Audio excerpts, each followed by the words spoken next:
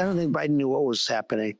I think that the Autopen is one of the biggest scandals in the history of this country, because the person that operated the Autopen was the president of the United States. And I think that that's going to be sought out, and we're going to find out what happened.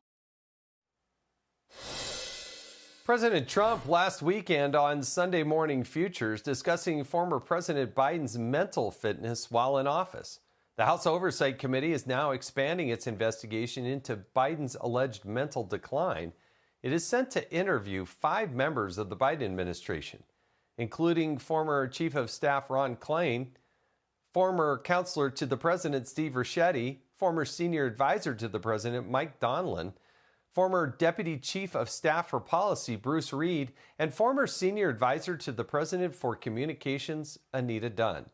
The committee will also get a deposition from Biden's former physician, Dr. Kevin O'Connor, this week. Joining me now with more on all of this is my second favorite House Oversight Committee Chairman, James Comer. Chairman, thanks so much for joining us here on Sunday Morning Futures.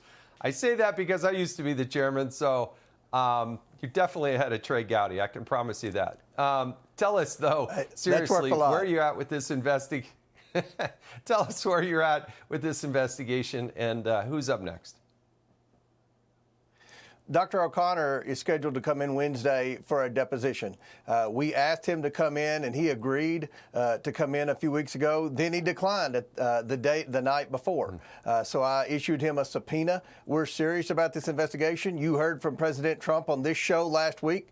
This is something that he's very interested in. Pam Bondi has announced an investigation at the Department of Justice into the illegal use of the Autopen. So we're very interested. Dr. O'Connor's going to come in. We have a lot of questions about the health reports that he would issue to the American people about Joe Biden that I don't think anyone in America, including the most liberal person on MSNBC or the biggest Democrat in America, believes that Joe Biden was anywhere near as healthy as Dr. O'Connor would continuously publish. So we've been consulting with Ronnie Jackson, who's a member of Congress and who was President Trump's doctor during his first term in the White House. We have a lot of medical questions. We have a lot of legal questions for Dr. O'Connor. So he's going to have an opportunity Wednesday to come and tell the truth and explain how he continuously issued glowing reports of health from Joe Biden. Tell us a little bit about Anthony Bernal. He's the former chief of staff to Jill Biden, the first lady.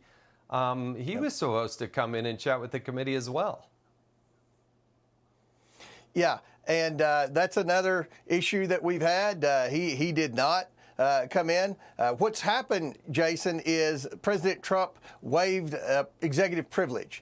And what we think was going to happen when they all initially agreed to come in voluntarily was that they were going to plead executive privilege and not answer our questions.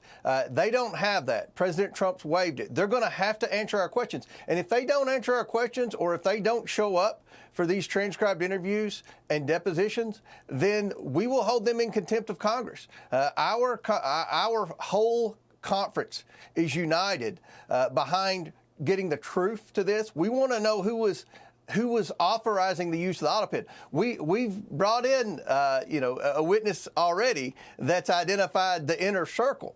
The witness that was actually putting in, that was Neritan, and that was putting in the documents into the Autopen. But she was never around Joe Biden. He never said, here's the documents, put it in. We're identifying that inner circle. Dr. Connor is obviously a big part of the equation, because we believe, just as Jake Tapper has written, what we believe Jean-Pierre is going to write in her book, that there was a massive cover-up of Joe Biden's mental decline, and there was a select inner circle. And we believe Bernal, who was Jill Biden's chief of staff, was a major part of that inner circle. So we're going to give everybody their due process. They're going to be able to come in and explain. But the purpose of this investigation is the fact that there were many executive orders and many pardons that were signed with an Autopen. And as you have discovered, Jason, many of these were signed on days when Joe Biden was supposedly in the White House. Why couldn't he have signed it, his name